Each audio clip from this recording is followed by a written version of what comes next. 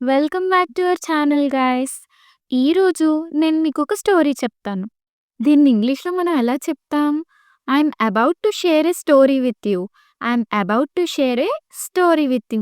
మనం చిన్న పిల్లలతో నీకు ఈరోజు కథ చెప్తాను అని అంటాం కదా!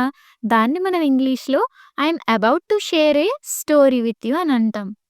ఇంతకీ స్టోరీ ఏంటనుకుంటున్నారా? నిన్న నేను షాపుకి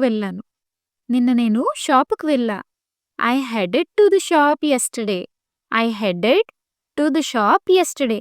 Yesterday ప్లేస్‌లో మనం లాస్ట్ నైట్ అని కూడా వాడొచ్చు. I headed to the shop last night. So, ఏం జరిగిందంటే అక్కడున్న షాప్ అంకుల్ నన్నడిగారు, "ఏం చదువుకుంటున్నావు అమ్మా?" అని అడిగారు.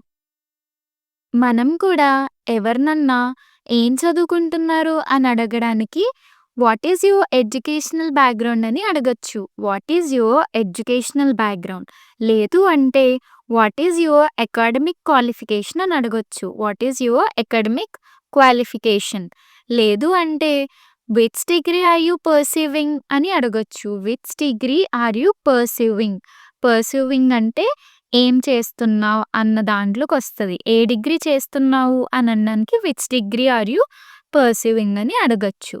సో, నేను చెప్పాను I have completed my BTech అని చెప్పాను. నేను బీటెక్ కంప్లీట్ చేశాను అంకుల్ అని.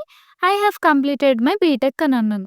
ఆయన టక్కున సరే అమ్మా క్యూఆర్ కోడ్ అంటే ఏంటో తెలుసా నీకు ఫుల్ ఫామ్ అని అన్నాడు. మనం కూడా ఎవరినన్నా నీకిది తెలుసా అని అడగడానికి are you aware of what QR code stands for అని అడగొచ్చు.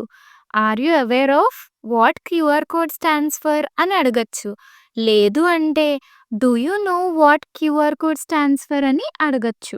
అంకుల్ అలా అడిగేసరికి ఏం చెప్పాలో తెలియక సిగ్గుతో ఇంటికొచ్చేసాను. నాలాంటి సిచ్యువేషన్ మీరెవరు ఫేస్ చేయకూడదని చెప్పి యూస్‌ఫుల్ వీడియో. మన క్యూఆర్ కోడ్‌తో పాటు ఇంకా మనం రోజు డైలీ లైఫ్‌లో యూజ్ చేసే కొన్ని వాటిలికి ఫుల్ ఫార్మ్స్ నేర్చుకుందాం. ఓకే. ఫస్ట్ అయితే క్యూఆర్ కోడ్. క్యూఆర్ కోడ్‌లో క్యూఆర్ అంటే క్విక్ రెస్పాన్స్ కోడ్.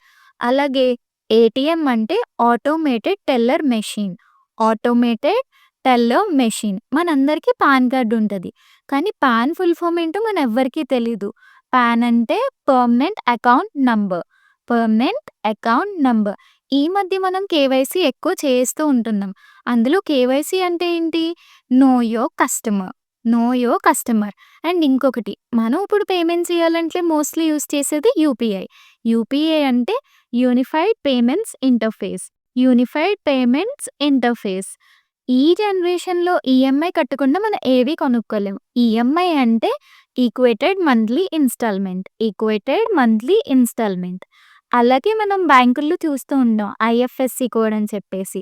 ఐఎఫ్ఎస్‌సి అంటే Indian financial system code. Indian financial system code. This video is useful. Follow for more guys. Bye.